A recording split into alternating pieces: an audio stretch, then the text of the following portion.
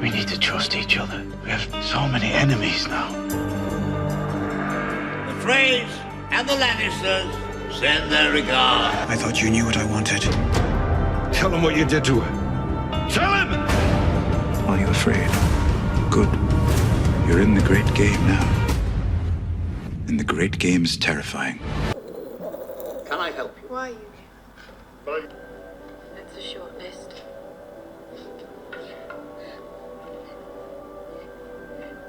That can't be everyone you want to kill. Are you sure you're not forgetting someone? Which name would you like a girl to speak? Oh shit! That's badass. That's badass. Oh, I prefer redheads. A girl. Aye. A wild one. Oh shit. I like them wild. Oh Good shit. boy. Nice and young. Rickon. The way Carstar likes them. Oh shit. Oh shit. Oh no. Stark. He's grown up. Oh shit. Oh I shit. know that's Rickon Stark. Oh shit.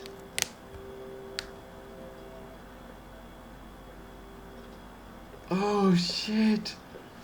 This is. Oh shit! No! Oh god. The North remembers. The North remembers. And the North laments. Oh shit. Welcome home, Lord Stark. Oh shit. Jon Snow. Oh my god, you don't have to show us that shit, dude. Come on. They all turn into White Walkers right there and just start killing each other. My watch is ended.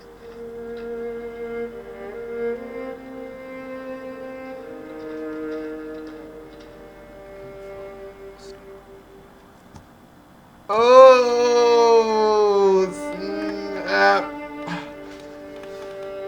Oh snap. Oh, time to post and then time to edit. Okay. Post. So that was season 6 episode 3. We are now 3 episodes into Game of Thrones and with 7 left. 7 is a lucky number. Not as many jarring moments this episode compared to last episode, and of course with what happened last episode we are now seeing Jon Snow coming back from the dead. Kind of ties into the belief system of the people of Westeros and the faith of the Seven. Now the people in Westeros, they're a very superstitious bunch, almost Islam level of superstition, and the fact that Jon Snow came back, everyone is saying that it's not right. And I kind of expected that response. It's very typical of the scenes. This is the second book. It's already time for it. Okay. It's very typical of moments in the second book where Davos is like seeing this blood magic cast by Melisandre. These people actually have a general revulsion towards blood magic, and a lot of the people seeing Jon Snow back from the dead kind of have this queasy feeling about it, and of course that's quite understandable because it is a fantasy setting. What happened this episode is number one that I thought was super awesome, and of course we were all waiting up for it, and it was there preview since the trailer, was the moment at the Tower of Joy. This duel at the Tower of Joy actually happened in the first book. Canonically within the A Song of Ice and Fire, it was when Eddard Stark was sitting inside the dungeons awaiting his judgment before he was beheaded by Joffrey. He was sitting languishing in under the dungeons of the Red Keep, and then in his state of delirium he had this flashback of when he was at the Tower of Joy to rescue his sister Lyanna. She was put there allegedly kidnapped by Rhaegar Targaryen, and then they come across 2 Kingsguard in the TV show but 3 Kingsguard in the book, An epic scrap happens. In my opinion, the book was very well written, one of the most memorable parts of Asioth. But in my opinion, the show choreography, it ranks up there as above average as far as Game of Thrones sword fights goes. It's not like Mountain versus Red Viper awesome. I was really excited to get a glimpse of Lyanna Stark because I'm a horny fuckboy, and they say that Lyanna Stark is like a 9 out of 10. But in the episode that we just got right now, all the other Bannermen get wasted except for him and Howland Reed, Mira, and Jojen's father. In the book, JRRM wrote it really well. I enjoyed reading that part. It was like almost like a dream state battle of like grayish, wispy flashback kind of scene. You should read it. It's in the first book of Game of Thrones. It was a really awesome scene. In the book, canonically there were 3 Kingsguard, but the most important and the most powerful level 9000 one was Sir Arthur Dayne. Now Sir Arthur Dayne was known as the Sword of the Morning Star. Let me fact check that for a bit. Sir Sword of the Morning. Now he like goes all ham on Eddard's party just now and really just decimates them. And of course, being put in that position, I would understand that Eddard realized, the young Eddard realized that he could have lost that fight. Now the Tower of Joy scene is supposed to end with Eddard Stark going up into the tower, finding his sister Lyanna in a bed of blood. Fans tend to read of this as the bed of childbirth, and it's actually Lyanna giving birth to Jon Snow, which is the theory of R plus L equals J. The most important words that came out ending the scene in the books was "Promise me, Ned," which has sparked a lot of fan debate. I won't talk about it now because we haven't gotten the full Tower of Joy scene. We've only gotten about like half of it. Everyone wants to see Lyanna Stark, okay, because so many questions are going to be answered once we see Lyanna Stark, the hot mess that she is. Yeah, they're totally teasing us as far as the Tower of Joy and any revelations regarding R plus L equals J is concerned, and they've decided to divide it into 2 parts. But if like a Jon Snow looking black-haired baby comes out of the second scene of this, I think the internet is going to fucking break. The internet is just gonna explode because he is the Song of Ice and Fire. Boom. A lot of Zombie Gregor this episode, which I really enjoyed. They are openly saying that it's Zombie Gregor. I mean, they're openly calling him Gregor. Then that's freaking Gregor. Cersei Lannister is hinting at a trial by combat with the Faith. That means we might. I think we're heading towards Clegane Bowl. And talking about... Hold on, let me just merge this with the Arya point. Now, Arya is really coming along in her training.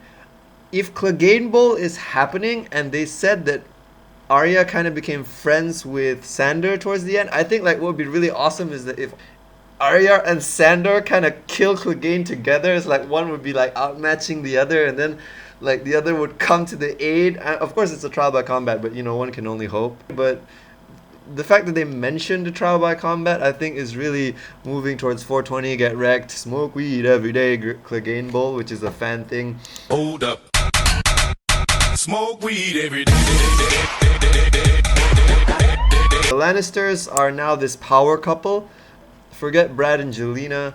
Sermi or Jersey, power couple. Lannisters totally in King's Landing right now. They're really pulling out all the stops. They really want their presence to be known, I think, especially with Zombie Gregor at their back. That son of a bitch, Ramsay Bolton, who is still having a rocky time kind of like uniting the Northern Bannermen. But I think it's going to be this season's big battle. We've had big battles such as the Battle for the Wall. We've had the Battle of Winterfell, which didn't really show much, which wasn't much. And we've also had Battle of Blackwater Bay. I think the Wildlings versus the Northern Bannermen under Ramsay Bolton is going to be the big showcase of this season.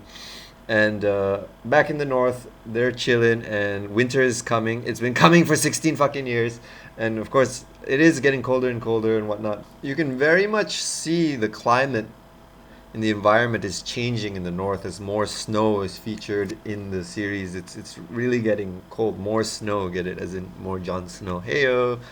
So this Umber character delivers upon right on. With the people, I will marry the leader of an ancient family and reopen the fighting pits. It's a slave ship.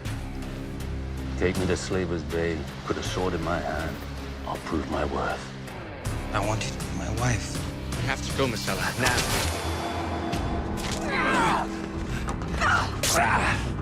Drop your weapons! We're going to have a baby. From the way she's carrying, it looks like a boy. Maybe Lady Sansa's better off here. Sansa's in danger even if she doesn't realize it. If you're ever in trouble, light a candle in the highest window of the broken tower. Will you take this man? I take this man. You've known Sansa since she was a girl. Now watch her become a woman. I shall take back the north from the thieves who stole it. I shall mount Roose Bolton's head on a spike. The Queen and the Princess. They're coming with us. We march at sunrise. And if you go north of the power become absolute, pretty much. And we can see that Drogon is much bigger than the other two dragons, but that's because those other two have been ill-fed and kept in a cave. So they will be bigger. But the significance of Cene is she can actually control the dragons very much. They actually listen to her now, and that's very important for her to take over the Seven Kingdoms. So what else happened in Meereen? Well, Yara and Theon turn up and meet with Daenerys and Tyrion, and they explain what they want to do, which is to offer Daenerys their fleet of ships, 100 of their ships, in exchange for Daenerys supporting Yara's claim to the throne on the islands, and obviously to help them kill their uncle Euron, who has usurped the throne. And they also told Daenerys about their uncle's plan, which is to come to Meereen with 1,000 ships to offer them to Daenerys, but also for Euron to marry Daenerys, and ultimately he might be taking over the Seven Kingdoms himself. Now, what you see here is what I call a little bit of womanly love between Daenerys and Yara. They look at each other, they both acknowledge the fact that they're strong women, and they have a claim to the throne just like everyone else, and of course they have an affiliation for each other only for that fact that they both think they're as strong as any man could be to rule the king, to rule their own throne. So in a way, that kind of helped in Daenerys, which eventually agreed with them to help them claim the throne. But Daenerys obviously says to them, no more raiding, no more polluting, no more this and that. So pretty much give up their old ways, and they finally agree. You also see here too, he's really angry at Theon because he said, when I first met you, you teased me because I was a dwarf, blah blah blah. And of course, they all know now that Theon is a changed man, albeit because of the things that Ramsay Bolton did to him. But a very good scene in that we see now a collaboration of powers together. Daenerys finally getting her fleet of ships that she needs. Not enough, but getting close.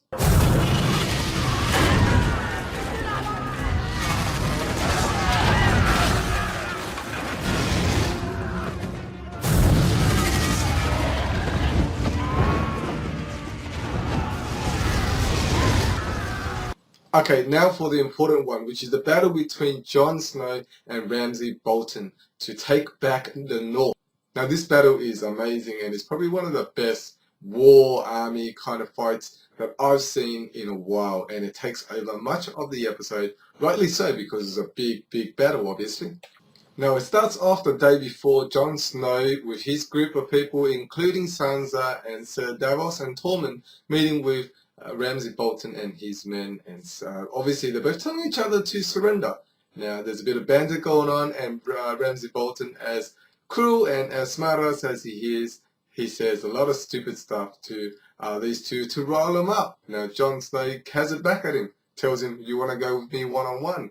Ramsay Bolton says, nah please, that's okay. And then Jon Snow says, well, will your men live and fight for you when they know that you would not fight for them? That kind of got Ramsay Bolton off guard by that, and he didn't know what to say. But all we find out at the end is that he's teasing him about recon, and that he has recon in his hand, and that kind of riles up Sansa and Jon Snow. At this point you're thinking, well yeah, Ramsay Bolton is right. Jon Snow and Sansa only have half of the amount of people that Ramsay Bolton have. He has about, what, 5,000, 6,000? They probably only have half of that, so 2,000, 2,500. So how are they going to beat him? You as a viewer or me as a viewer go, well, yeah, it's true. How are they going to win this one? But we all know Sansa sent a letter to someone last episode, and we don't know who it is.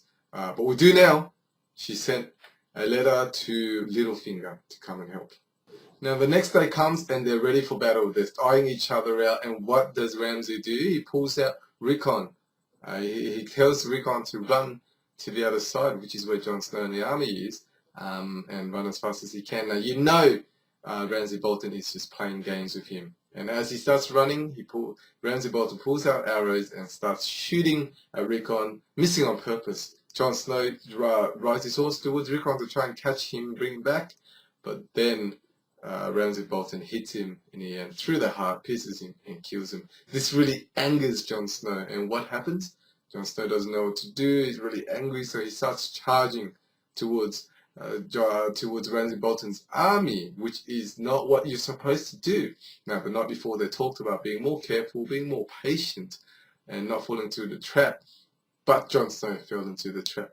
He charged right at him, which forces his army to come charge right at him, which is exactly what Ramsay Bolton wanted. Now, it's disappointing because you really see Jon Snow lose his wits in this episode. But while you think they're losing, which you kind of expect this, but as their forces are getting hammered, guess who comes and helps? Well, it's Littlefinger and the army from the Vale. And obviously they received Sansa's letter and they've come to help. They came and they actually really did save the day. Jon Snow and co chase Ramsay Bolton back into the castle, and they lock the gates, but the big giant wildling smashes through the gates and breaks through, and then unfortunately the big giant dies because he had too many arrows piercing him. But in the end of the day, Jon Snow and co actually win the battle with the help from Littlefinger in the Vale. Okay, so let's talk about this epic fight scene. I really liked the whole thing. As you know, the fight scene was